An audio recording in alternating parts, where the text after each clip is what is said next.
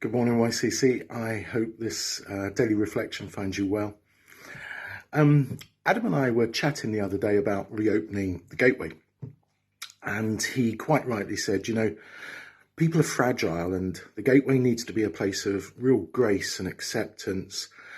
And we need to be generous with our love and our graciousness and our understanding, because like us, the people that we are working with and we meet are fragile at the moment, standing in the rubble of the last few months. And it reminded me of what Jesus was saying in Matthew 5. We know it as the Sermon on the Mount, where the people are gathering, and it says Jesus went up on the mountainside and he began to teach them. There's a lovely analogy there between Moses going up onto the mountain and coming down with the law, and with Jesus, who is preaching the kingdom. And there on the Sermon on the Mount, he preaches the kingdom values, the kingdom laws. And Jesus said to the people, he said, "You have heard it said, it's like this, but I tell you, it's actually like this. In the kingdom of God, we're encouraged to go the extra mile. In the kingdom of God, as we follow Jesus, we're encouraged to turn the other cheek. We're encouraged to be generous." And that's what I want to encourage you today, is to be extra generous, extra gracious. Many years ago, I was leading a church weekend down on the south coast. I'm not going to tell you the name of the church. Some of you may know it. And it was Sunday morning, and they said, we're gonna celebrate communion. I said, lovely, perfect. And on the table in front of me, there was this little round doily, this lovely sewn little piece of fabric. And I lifted it up, and underneath was this finger roll. So I looked at it and I said to them, "What's that?" And they said, "Well, that's for communion." And I said, "No way. There is no way I'm picking up a finger roll and breaking it and saying, 'Jesus said, this is my body.'" It's too small. It speaks of smallness. It speaks of reduction. It speaks of drawing back.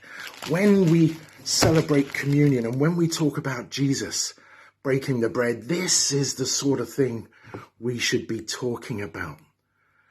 Because nowhere other than the cross is a perfect example of the outrageous, abundant, generous love of God.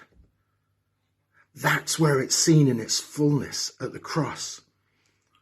And so I wanted something like this. And the church was saying, "Well, no, we got this."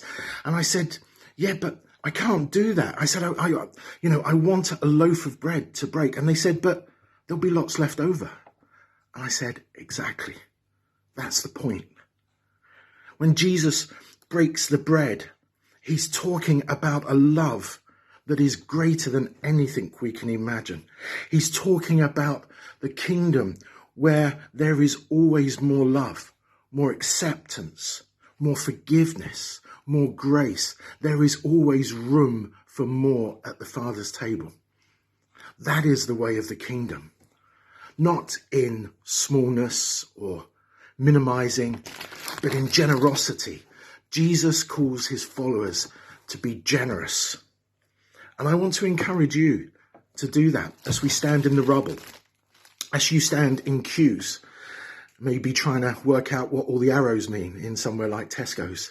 And as you start to feel agitated, or you start to feel restless that things are taking too long, I want to encourage you to be followers of Jesus and to be generous, but not with your physical resources. I want to encourage you to be generous with your time, be generous with your patience, be generous with your understanding, and be generous with your graciousness. Then we're living as people of the kingdom, as we demonstrate the abundant, outrageous, generous love of our God. Keep well, and I'll see you again soon.